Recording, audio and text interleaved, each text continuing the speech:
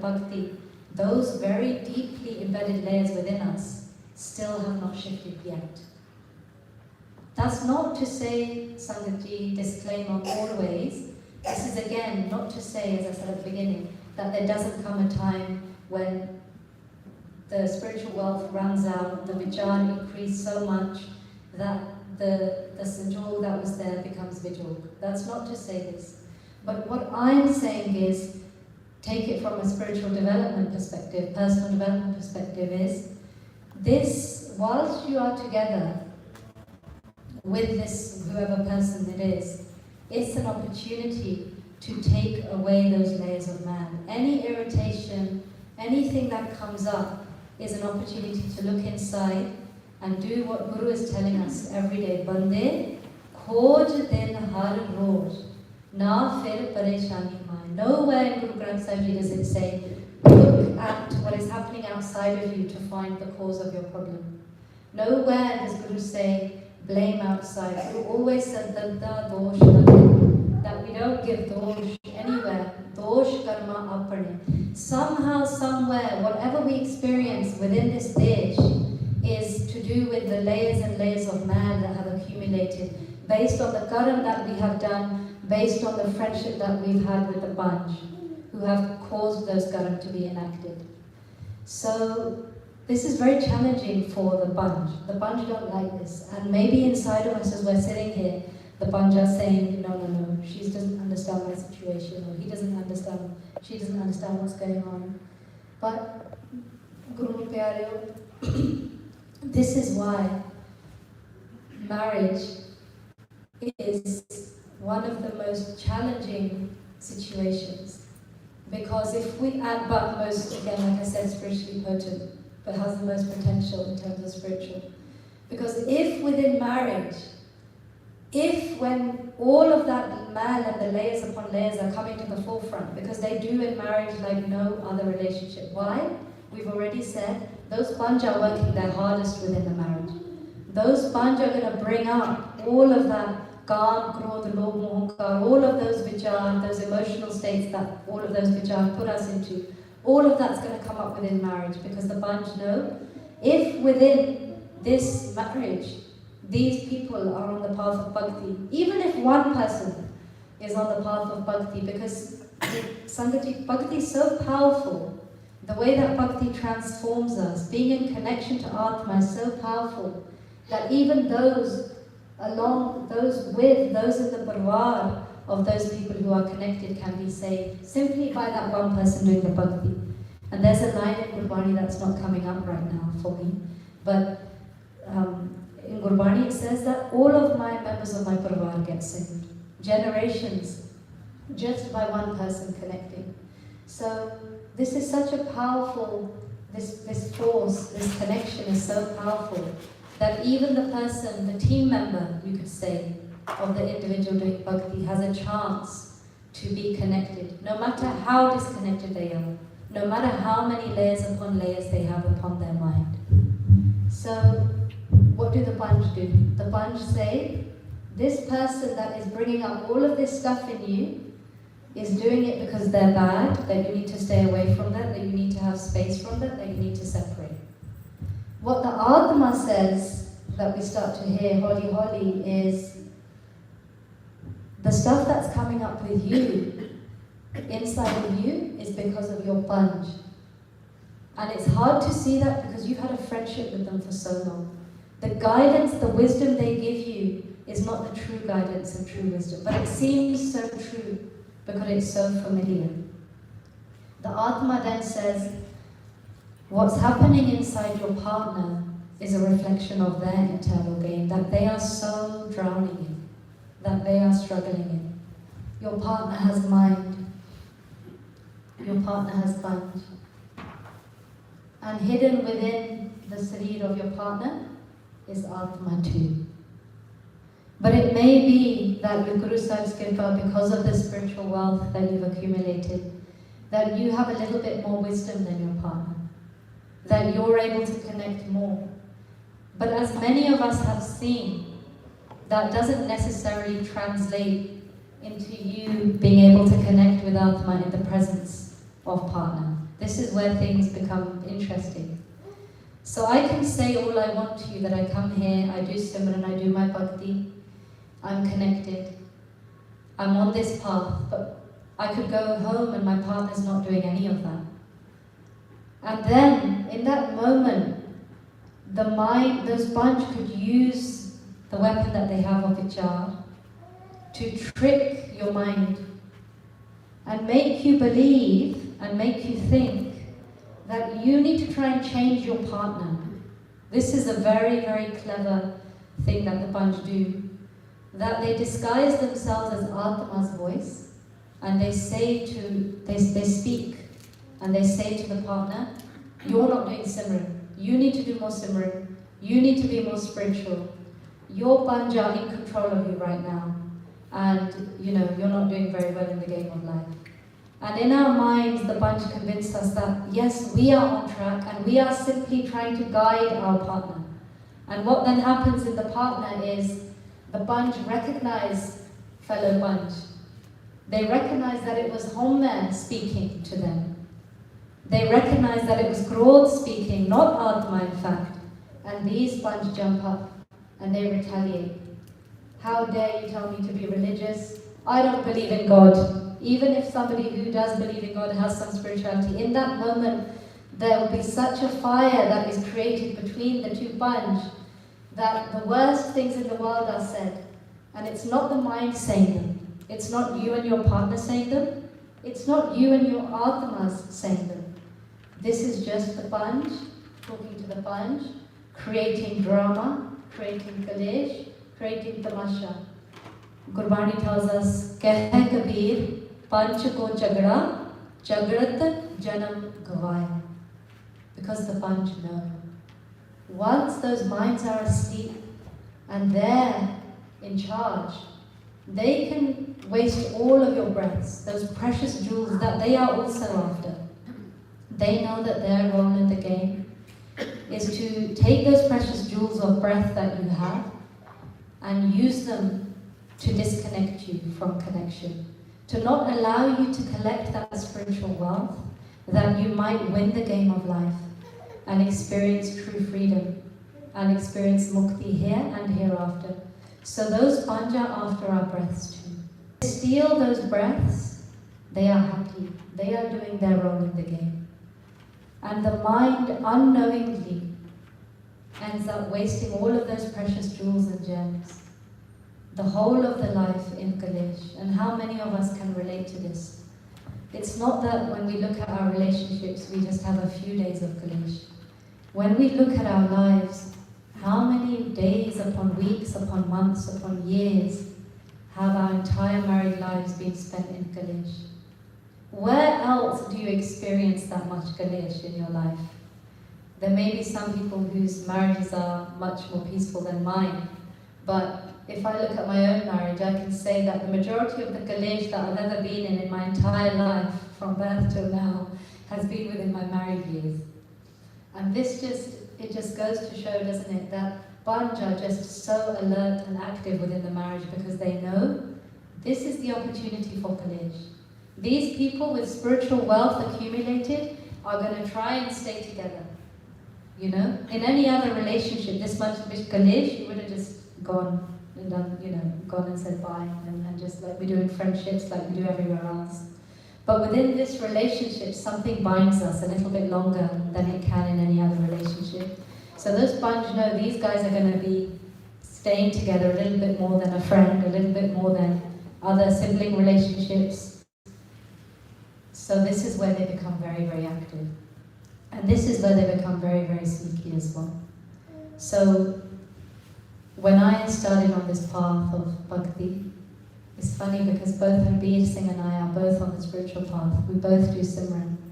And ever since we both came on the path of spirituality, and again, we're all on a journey. So every little while, as we do more and more Simran, as we start to go into the states of Sun, those layers of man start to come off and we start to get more wisdom. We start to be able to sit back when there's Kalesh happening. We start to recognize glimpses of Panch. We start to recognize these things, and little by little the Kalesh starts to settle down a little bit.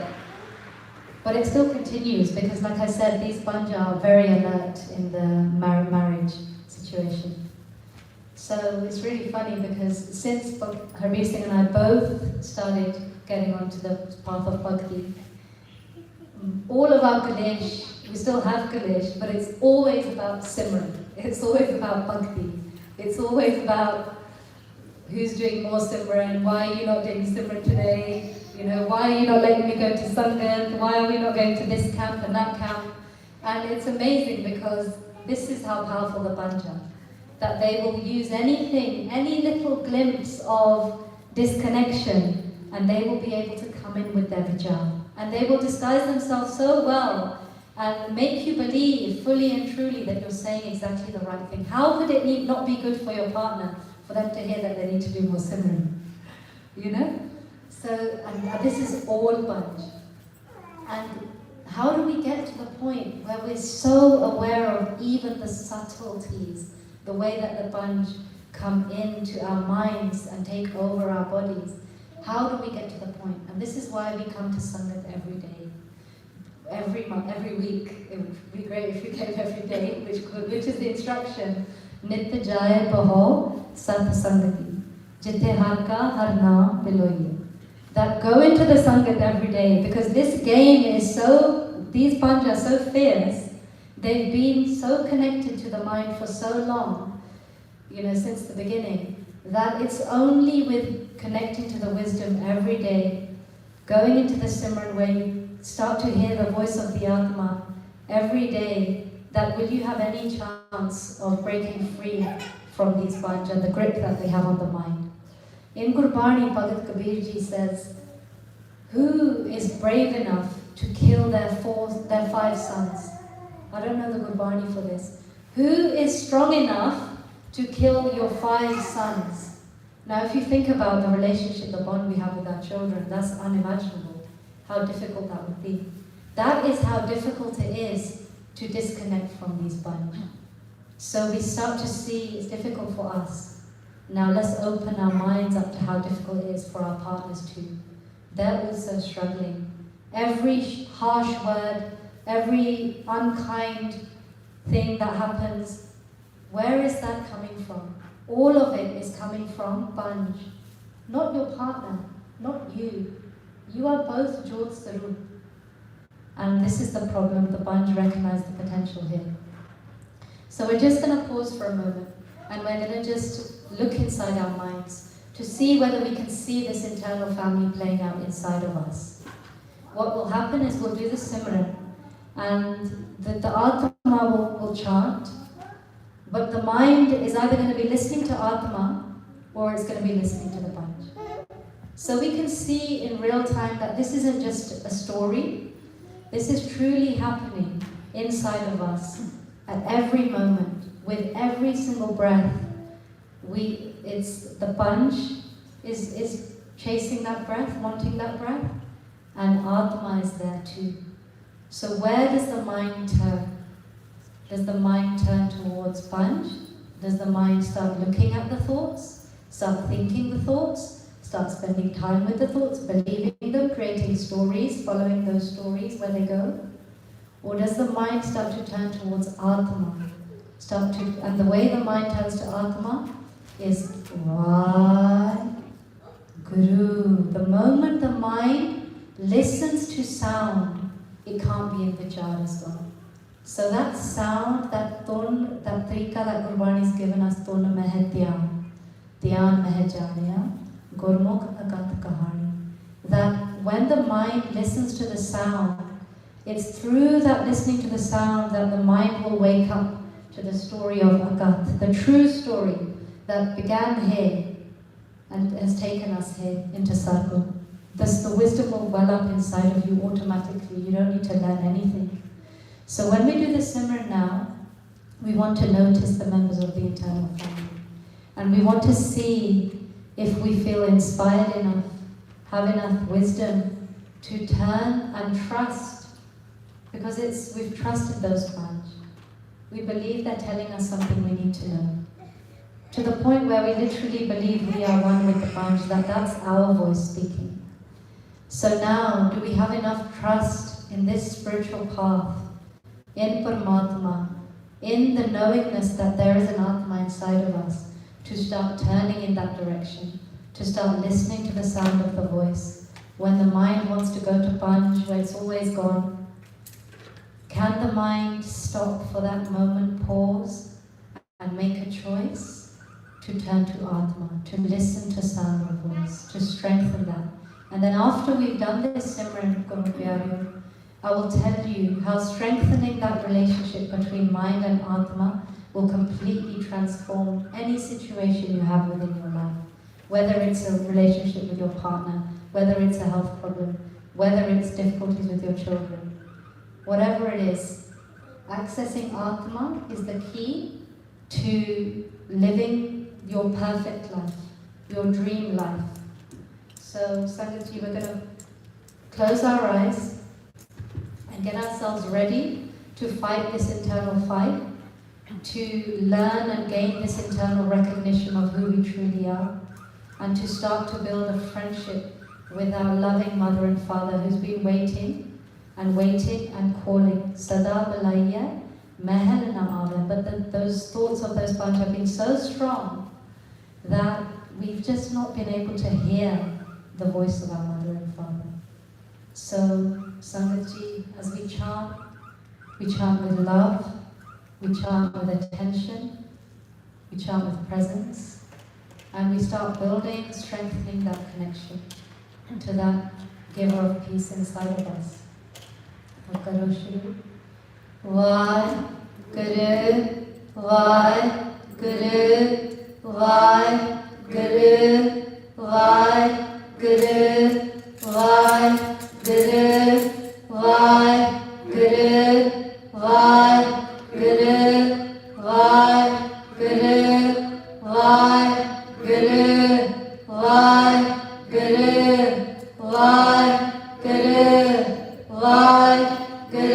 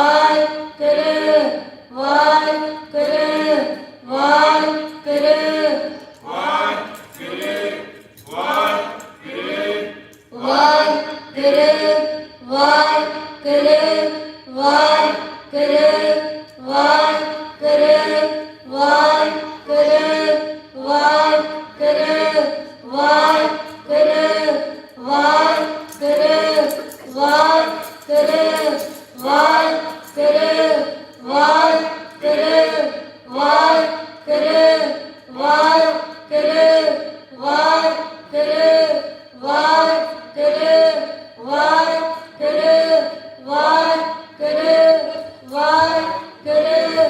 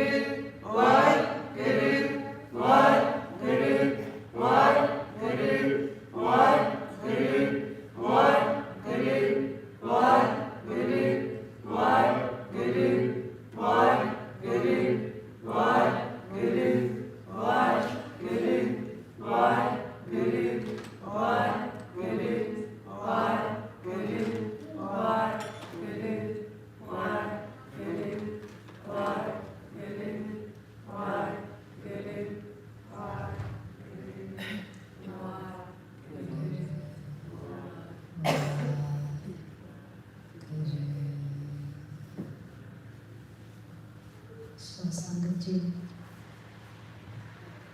when we do the Simran, when we start to notice that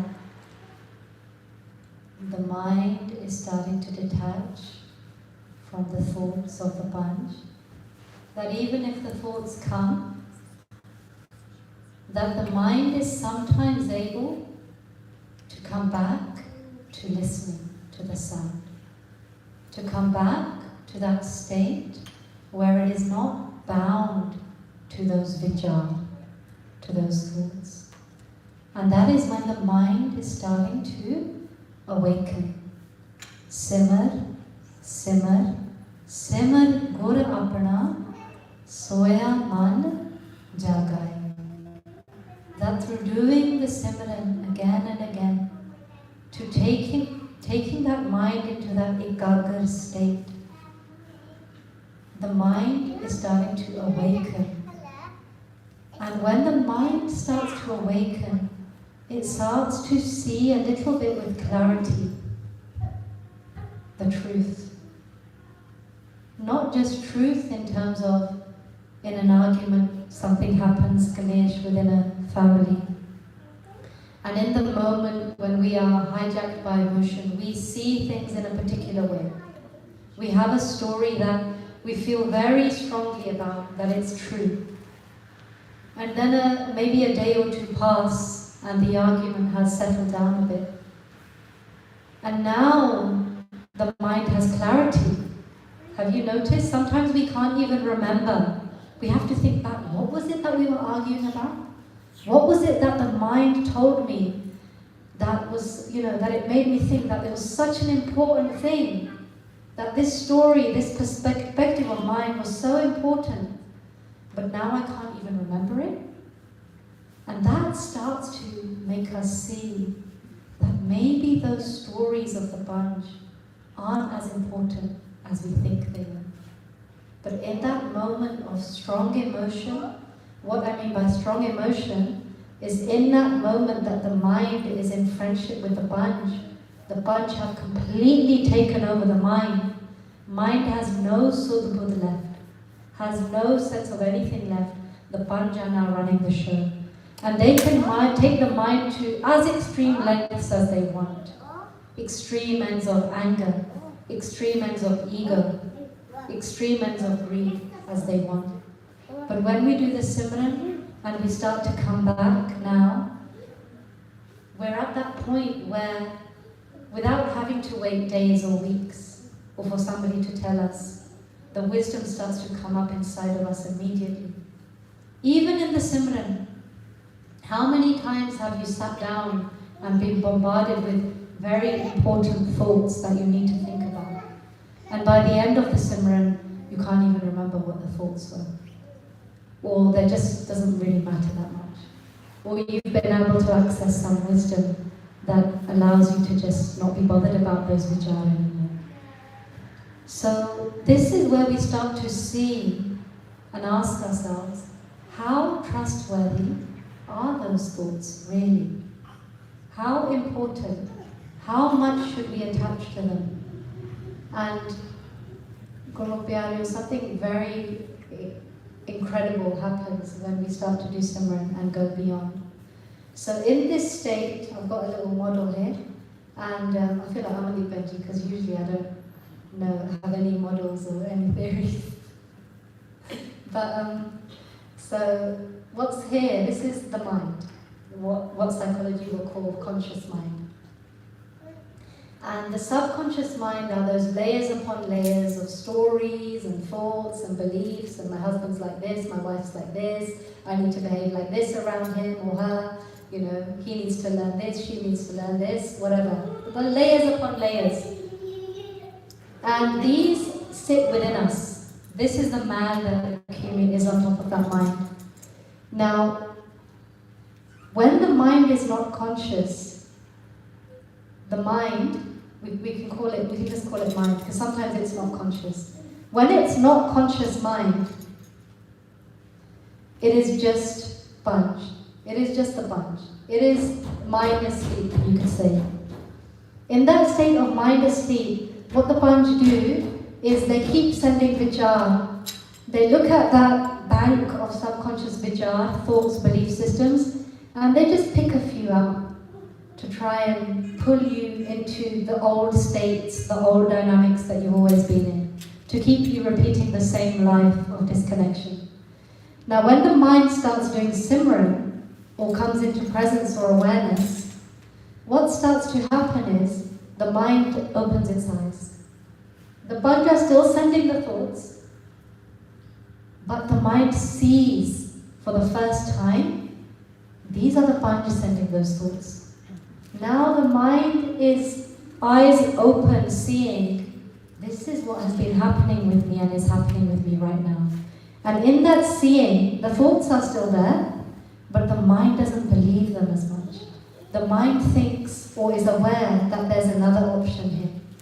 So, Sangatji, when we do this Simran, we come together, Var, Guru, Var, Guru, Var, Guru. We chant, the mind starts to awaken.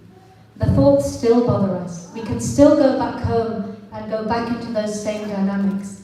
Because until the mind accesses what psychology calls superconscious, even if we have moments of clarity and awakening and we feel great when we're here, the mind is still bound here. It still hasn't let go. It might have more moments of eyes open where it can change the trajectory of a situation or an argument, but it's still bound. Deeply and truly, it still feels irritation. It still gets what we call triggered. And whilst the mind is in this state, sometimes we stop here. We're like, yeah, I've done enough, I've done my Simran. Clearly it's the other person's problem. But the still mind does not have the clarity actually. It still doesn't have true clarity. It has a glimpse, but not true. So now, when we start to do Simran but we go into Sun, when the mind becomes so clear of Vichar, crystal clear, that it starts to hear the Atma's voice, the Shabad, the Anhat Shabad, the internal sound of Paramatma's voice, the sound of Atma's voice. When the mind starts to hear that Shabad, go into Sun, become dead to the world, when the body goes to sleep, this is when the mind starts to detach here, literally detach.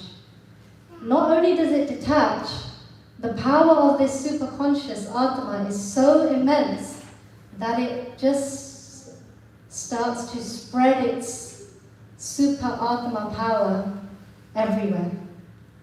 It goes into the conscious mind, and it even manages to infiltrate this amazing thing that the Panch have created, this strong thing. It manages to infiltrate that, and it starts to wash away subconscious mind. And what starts to happen, holy, when the mind goes into Sun, starts to listen to Shabad, the subconscious mind is transformed. All of those layers are now dissolving. And something miraculous starts to happen. Now, when we are face to face with our partner, and the same things are said and the same things are done, because the mind, the subconscious mind is now washed, the old personality is gone or going, the body doesn't feel any trigger. There is no feeling that rises up inside, because the thoughts aren't being said. The Atma's voice is louder than the Panch. There's no subconscious stuff, and so the mind doesn't feel triggered. And when the mind actually doesn't feel triggered is when you know that you can think clearly or see the relationship clearly. And I'm going to use Mandeep Benji as an example here. She might want to share her story. Benji, is it alright if I share a little bit about your story? So Benji's been going through a very you could say difficult or enlightening time in her own relationship, where I guess she has been at the point to make a decision about whether she continues with the relationship or doesn't. And all the way through, initially, original Mandeep Kaur, whole personality, is bound by all of this stuff. So everything still triggers the same emotions, same thoughts. Even though she's staying separately from her partner, she still felt all of the same emotions and the triggers. Yes, when she wasn't thinking about her partner, it was clear and it was better. But the moment the thought would come in, the triggers would come up. So if she were to make decisions from that point, which she was trying to do, which we all try to do, she is going to be making decisions based on subconscious mind, based on Panch's guidance and wisdom. Now, Mandeep Benji with Guru Sahib's Kirpa is starting to access superconscious, where she is spending time in Sun, she's listening to Shabad, she's hearing the voice of Atma. Now, the old things keep happening, but somehow the feeling and the thoughts are not there. Now she sees things from clarity, from wisdom. And now she's in a position to make a decision, where the decision needs to be made, whether this is time for the withdrawal to happen, not even make the decision, be able to be in a position to navigate the unfolding of this relationship. She is in a very rare position that I've not really seen hardly anyone in this same situation be able to get to, where she is able to be guided by her Atma. And therefore, whatever decision is made, however it unfolds, whether it's Sanjog, whether it's Vijog, she is completely aligned with Naam. Nobody's perfect. Pullan hara sabko, apol guru karta.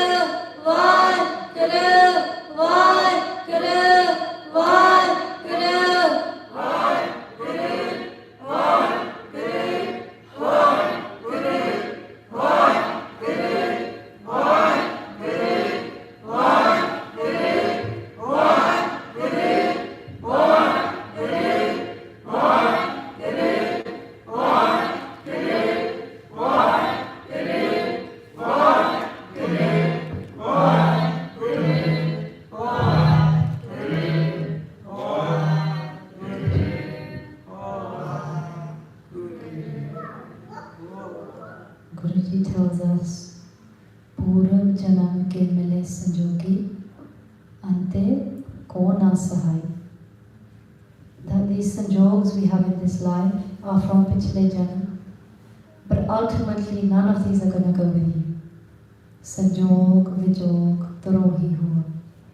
So, the highest wisdom that we can have is connection to Naam and allowing things to unfold as per Paramatma's will. Sanjog, Vijog, Tarohi Hua. They decide the Sanjog and the Vijog. And the only invitation for us is to keep ourselves in alignment with Naam, with Hukum, with Simran, and keep on turning our faces towards Atma. That is the true definition of Gurmukh. Turning face towards Guru inside of us, that Atma. So, at this point, Sangatji, if there are any questions, any comments, anything anybody wants to share, please do feel free. I'll also invite Mandeep Benji up.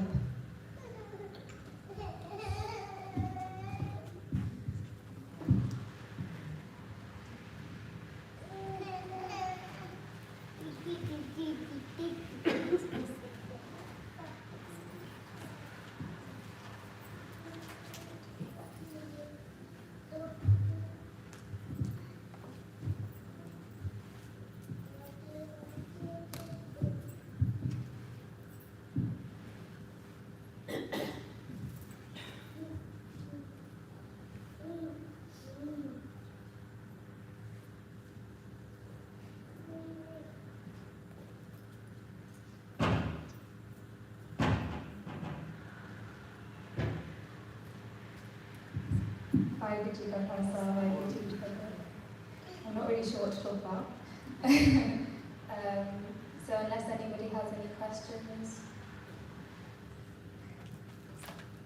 Thank you. I wanted to ask, what about the added pressures of living within the family home, multi-generational, and trying to use Naam to, I feel like my patience enough to a point, and it's increasing, but there's only so much a person can take when it comes to dealing with other personalities, mother-in-laws, and for me it's been almost 20 years living within that multi-generational home with a mother-in-law, going through coercive control, emotional, psychological abuse myself, and trying to build up and come through the anxieties and the fears to realise my own truth, and I can speak it here, so I feel safe to speak it. But what can you say about, like, I know Benji, in your book, do you have anything about living within that system, which in the past may have worked really well, but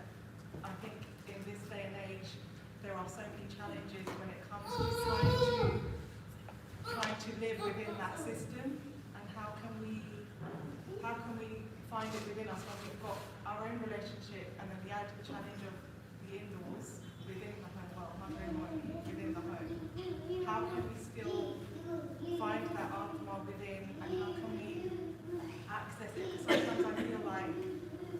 more challenging with that added layer.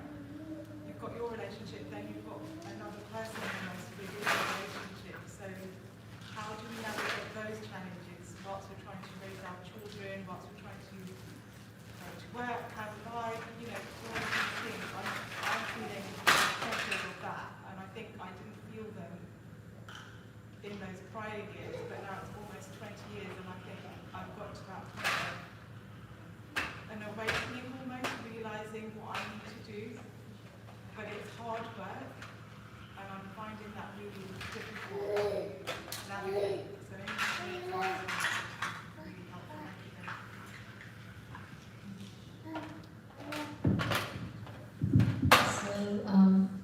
That's a really, really important point you made. Because we're not just in a vacuum, just partners. You know, there's all sorts of additional stresses and pressures that go on around us, which makes it harder to connect in some ways. Or it's the fuel, you know? So many people, it's funny, so many of us here actually, every single one of us mostly, we only started really coming to this group because we really struggled. So there's a few people like Jasmine, who used to like come every now and then, and she used to come every now and then. And then when she really started struggling, then it was like she would never miss it. She never missed it, because at the point of the most struggle, we get the bond, that relationship we have with the bond, which starts to break down the most. We start to see with more clarity pain. That's why it's the medicine. Because at that time of greatest pain, we start to disbelieve our bunch because they're not taking us into happiness. So it's almost as if you're right in the awakening. But awakening to what? And what does that mean? So when we suffer a lot, then we run to the Guru. You know, then we start to open our hearts and our minds up to the true wisdom. And yes, we have a lot of wisdom already if we're even coming into Sangha, and a lot of blessings upon us. So the fact that you're even sitting in this room, I always say that this is like, this group is like, you know, they talk about the barters. You know, Gurdwara says, the thing that turns iron into gold. I feel like this group is the barters. That anybody who comes and sits within this group is going to be transformed. It's a guarantee. And I've just seen it within my very own eyes with every single person here. And so all I say to you is just keep coming. Because this wisdom that we've talked about, it will relate to the in-laws as well. When you start to be able to see the game that's being played inside them as well, the moment that you step in front of your mother-in-law, and you don't just, the story, it's not just the story that's coming through, but you see the game. You see mind, you see Banj, you see Atma. That is the moment the transformation happens. And if the more you come into Sangha, the more the Simran happens, the more you clear away that mal, that will start coming within you. You will come in front of your mother-in-law and you will feel nothing but love. Even if the behavior is not great or whatever objectively is happening. And that is the point at which your question will be answered. You see what I mean? I feel like, you know, the subconscious layer that you're talking about, the conditioning. So I've had more conditioning from my married life and my mother-in-law than I have growing up. So it feels like all those core beliefs that I've coming from her messaging, and I've really kind of started to believe those things about myself that are untrue. And I think coming into the light is really difficult when you've had so many years of that that messaging into your system. That reprogramming, that part that you were explaining about, I guess the veil clears and you just get to that point. But I'm finding it really difficult, this transition sort of period of kind of trying to change those core beliefs and not force it. Just come and be within the same.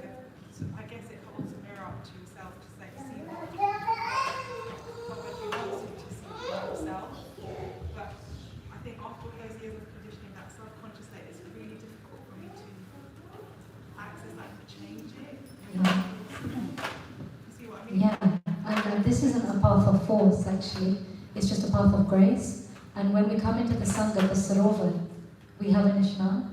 And when you have an Ishnan, you know, like the Simran that we do and the little bits of wisdom that we pick up on, we're clearing away little bits of man, little bits of self-conscious mind. But what you need is an Ishnan, really, to wipe away all of that. What we all need. And that's what happens in the Sangha, that we come again and again, little bits of man clear away. And sometimes the Bund will give us stories like, the conditioning I've had from here or there is most powerful. And in some ways they wind up, make us kind of create the story of blame, which the Bund are really good at. But actually the conditioning is really not, this is such a small part of the conditioning in this lifetime. We've had janams and janams and janams and janams of conditioning. And the weight of the conditioning is from those actually. So it's yeah.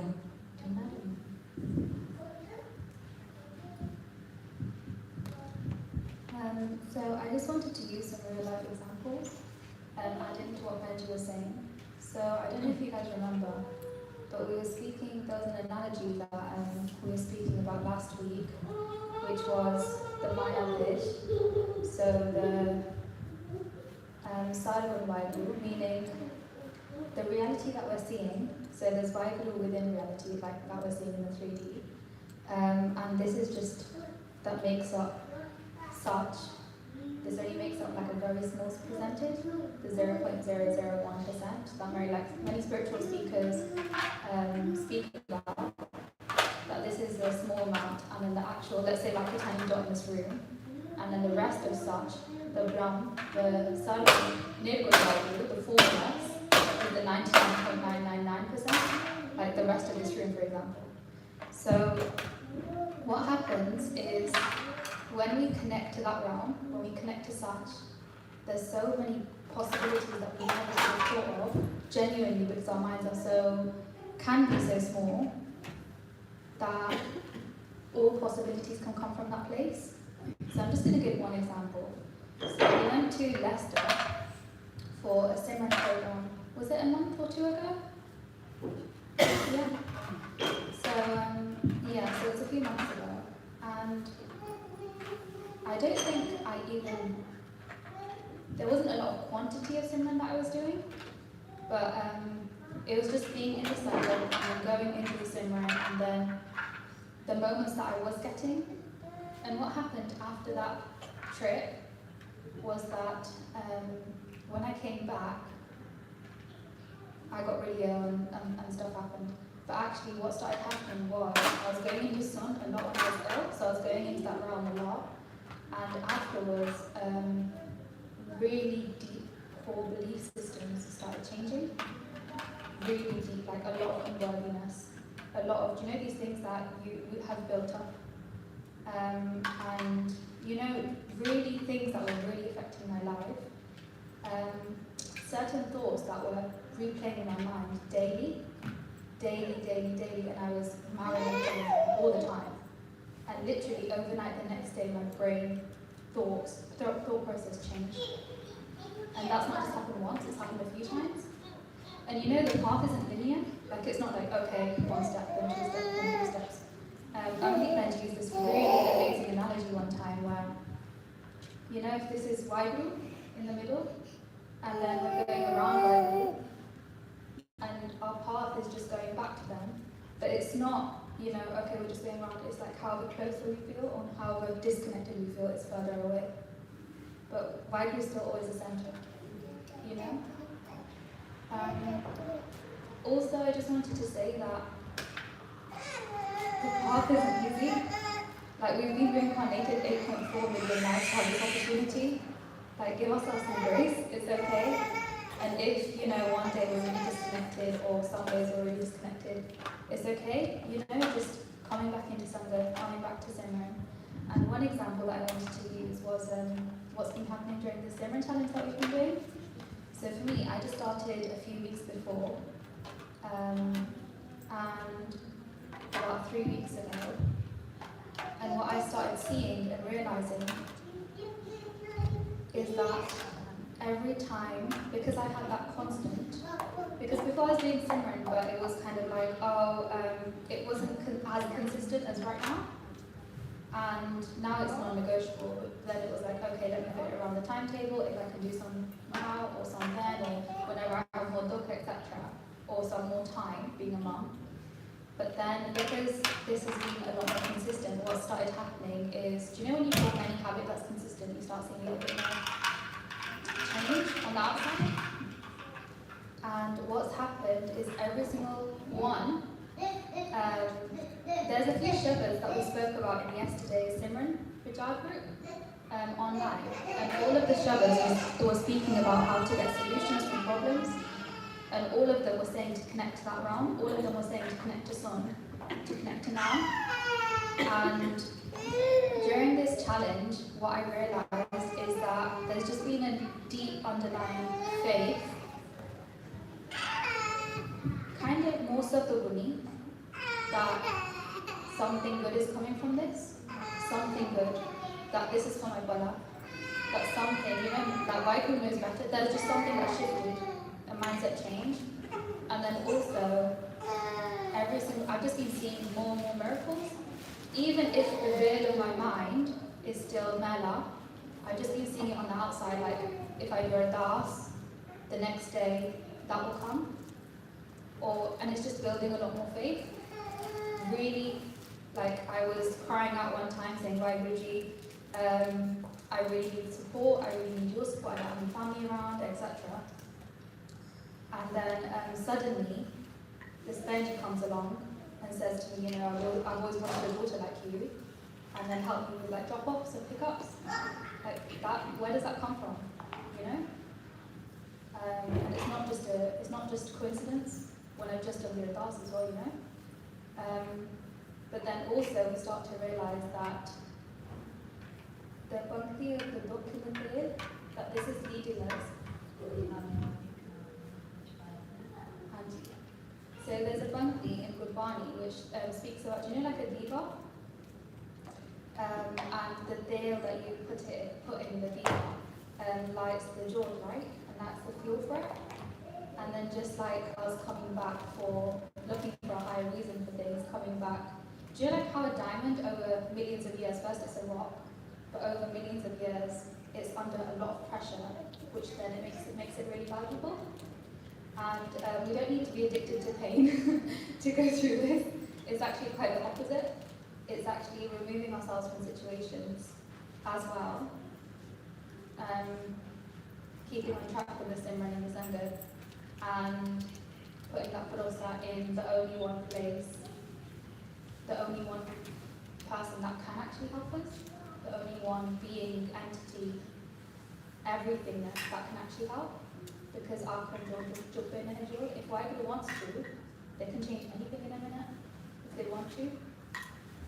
Because we don't actually have the power to speak or the power to be silent. And Waheguru's on right. Yeah, so just do something with these guys, it'll be fine.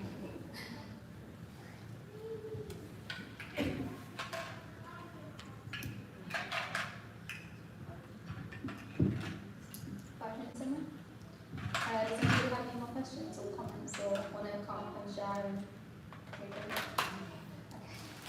So we're just going to do 5 minutes of Simran. And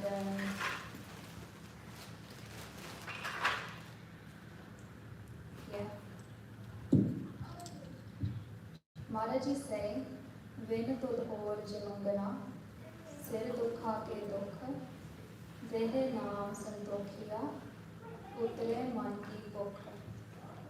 So Maharaj is saying that if I ask for anything other than you, Vaheguru, sir dukha ke dukha, something, everything that we ask for, we're actually just replacing our dukha that we're trying to get rid of with more dukha, with a different type of dukha.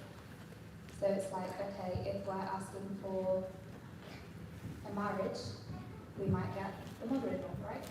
If we're asking for a car, we might get a car crash. There's always some type of dukha that might come along in this 3D realm. That's kind of but Maharaji are kind of giving us the access code of how to loophole all of this. So they're saying, Vedic Naam Santokhiya Uttare Man Ki Bok. They're saying, give us Naam, give us that divine connection where we can be above and just watch all of this happening and just have that little bit of distance. That Naam, Santokya, that makes us so content, Uttariman people, and that all the other desires of our mind then get satisfied. So, let us just right now, as a collective ardas, ask for that Naam. And not just, Naam that we don't understand what it is.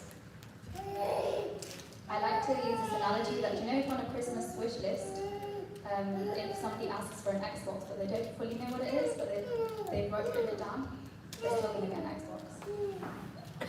So even if we don't fully know that connection right now, we ask for it. Why if you're still listening? So let us come together and focus focus on that voice, focus on that why, Guru, why, cutting the thought, Guru, cutting the thought, and coming back to presence. Guru, why, Guru, why, Guru, why, Guru, why, Guru, why, Guru, why, Guru, why, Guru, why, Guru.